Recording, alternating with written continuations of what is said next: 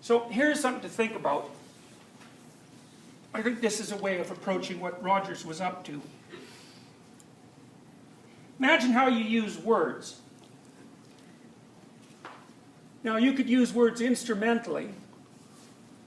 Let's start with that. Imagine that you want something from someone. And then you might think, well, how can I phrase my argument so that I'm going to get that from this person?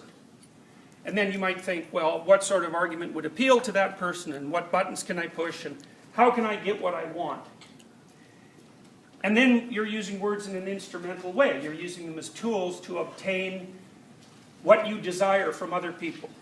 Now, I think if you do that completely, you're a psychopath. I mean that because a psychopath has no room for you at all. It's about him or her. And you're there to be used as an instrumental target. Now, I'm not saying that every time someone uses language instrumentally, they're acting like a psychopath.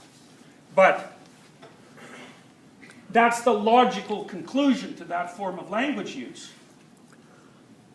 Now then you might think, well, you can imagine little kids trying to do that to their parents, right?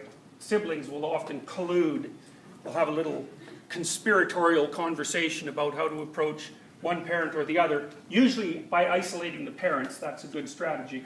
And then they'll phrase their request so that they can extract out the desired benefit. I follow these pickup artists online, been very interested in their use of psychology. And they are instrumental language users, right? So their trick is they're developing a whole little potpourri of verbal tricks that they use in attempts to seduce. It's a very narrow focus, and it's instrumental language. It's as if the personhood of the target is irrelevant, fundamentally. So it's a fairly pathological, it can become pathological very easy.